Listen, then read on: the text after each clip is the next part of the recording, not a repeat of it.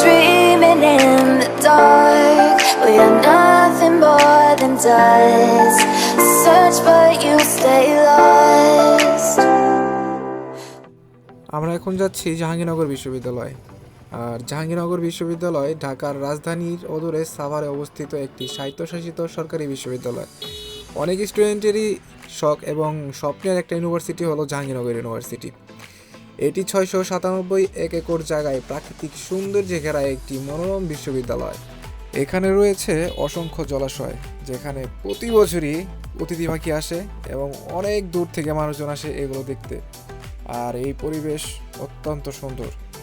তাই সবাইকে বলবো কোনো এক সময় করে অবশ্যই আসবেন এই জাহাঙ্গীরনগর বিশ্ববিদ্যালয়।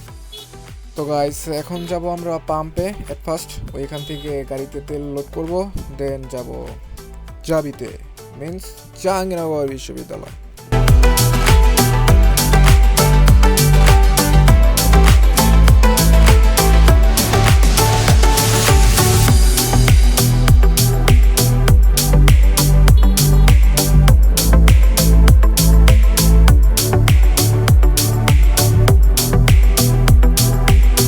তো গাইস, এখন আমরা যাব জাহাঙ্গীরনগরের দিকে।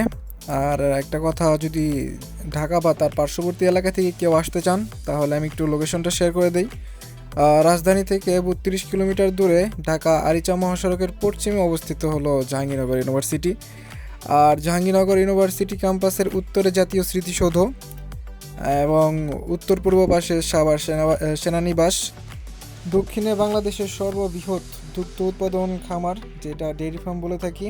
আর জাহাঙ্গীরনগর ইউনিভার্সিটিতে যে কেউই ঢুকতে পারে, কিন্তু লাস্ট কিছুদিন ধরে তো বাংলাদেশের পরিস্থিতি খুবই খারাপ ছিল, যার জন্য একটু সমস্যা হইলেও হইতে পারে। সো লেটস সি, দেখা যাক।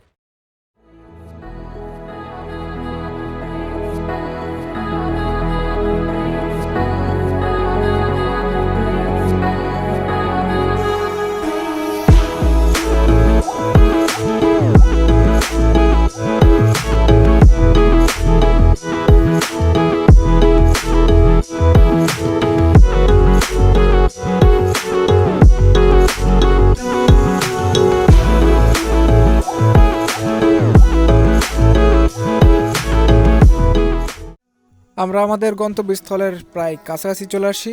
এই সামনে ওভারব্রিজের পরেই জাহাঙ্গীরনগরের মেইন গেট।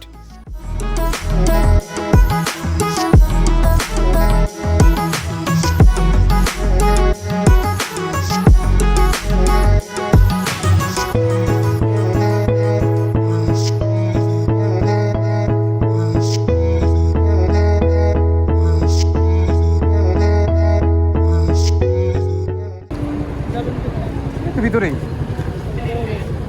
হ্যাঁ, কেন?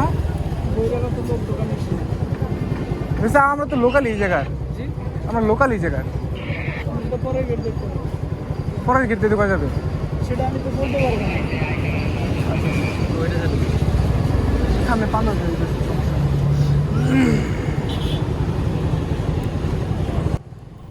তো গাইস, এখানে কাহিনীটা হইলো, দেশের পরিস্থিতি তো ভালো না। আর কিছুদিন আগেই জাহাঙ্গীরনগরে একটা বড় অকারেন্স হয়েছিল, যার জন্য এখন রিসেন্টলি কিছু সময়ের জন্য আর কি বহিরাগত প্রবেশ নিষেধ করে দিছে। বাট কোনো ব্যাপার না, আমরা তো সব জায়গায় চিনি। আমরা এখন মেন গেট দিয়ে তো ঢুকতে পারলাম না, যাবো এখন প্রান্তিক দিয়ে।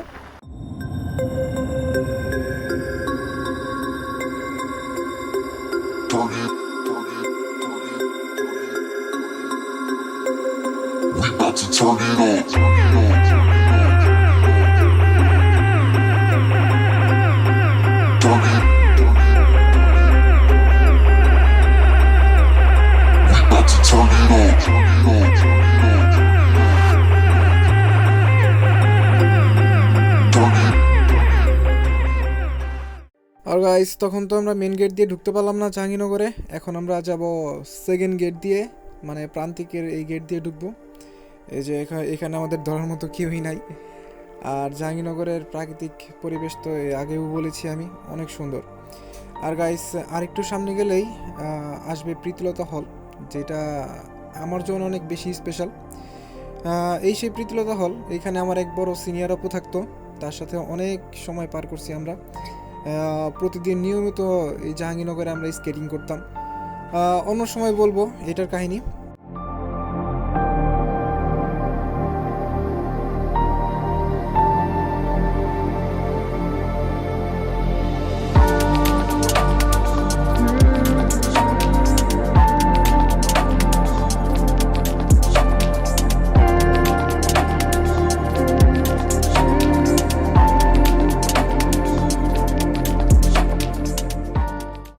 একটা জিনিস দেখাই, 1 মিনিট।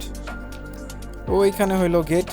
তখন আমাদের ওইখান থেকে বলছে যে ভাই ভিতরে ঢোকা যাবে না, কারণ বহিরাগতদের ঢোকা নিষেধ।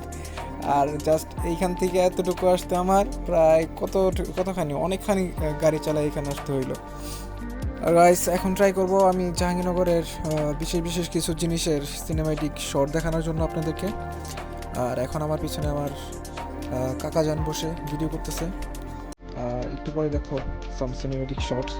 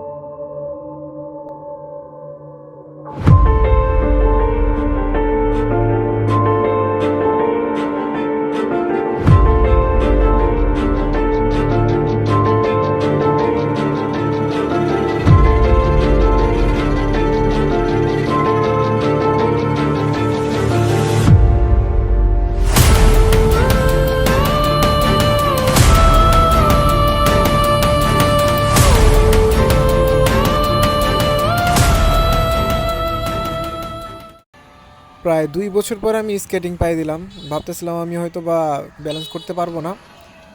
আমি স্ট্রাগল করতেছিলাম প্রচুর পরিমাণে, কারণ অনেক দিন পরে তো আমার জড়তা কাটতেছিল না একদম শুরুতে। আগে রেগুলার করতাম, তখন সব কিছু করতে পারতাম।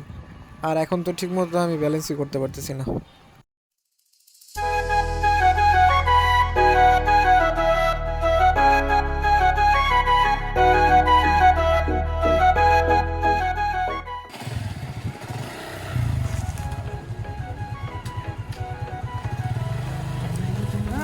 Dia tuh kalau angin dia udah mungkin deh. Itu dia. Hampir dia kayak gitu.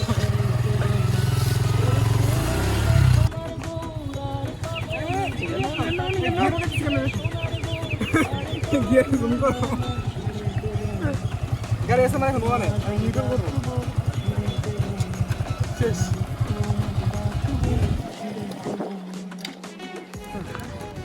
আজ মেহেদি বাইক চালাইতে পারে না বলে আমার এই অবস্থা। যদি মেহেদি বাইক চালাতে পারতো তাহলে এখন আমরা কোন জায়গায় যেতাম? মেহেদি অনেক জায়গায়। আমি স্কেট করতে থাকতাম আর মেহেদি কই যেত? কই? তো সমস্যা নাই, আমি আমার বাইক দিয়ে অবশ্যই মেহেদির গাড়ি চালানো শিখাই দিব। আমি বাইক চালাতে পারি না আর উনি স্কেটিং পারে না, তাই আমি হাত ধরে ধরে ঠেলে ঠেলে স্কেটিং শিখাইতেছি।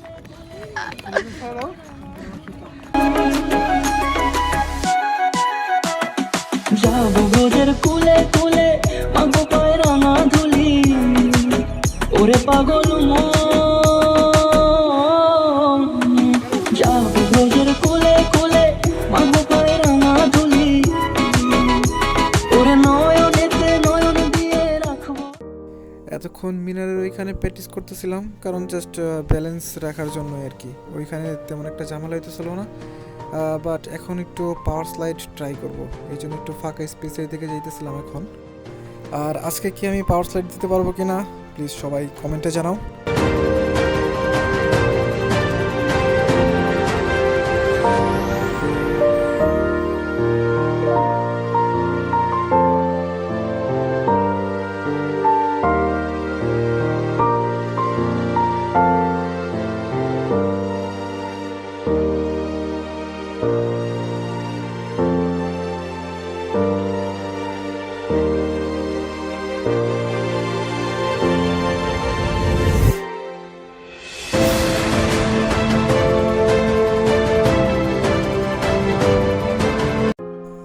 অনেক কষ্টে গাইস পাওয়ার স্লাইডটা হলো, অনেকবার ট্রাই করার পরে।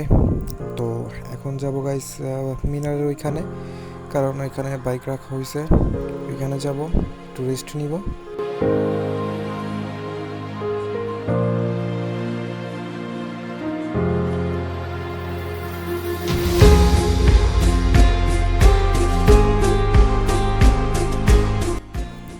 স্কেটিংয়ের একটা মজার দিক হইলো সবাই এটার দিকে একটা আগ্রহ দেখায়, কারণ কোথাও যদি কেউ দেখে যে স্কেটিং করতেছে সবাই সে একটু কথা বলে বা কীভাবে কি পড়ে যান কিনা, অনেকে অনেক ধরনের রিয়াকশন দেয়। সো এই ব্যাপারটাও একটু এনজয় করার মতো।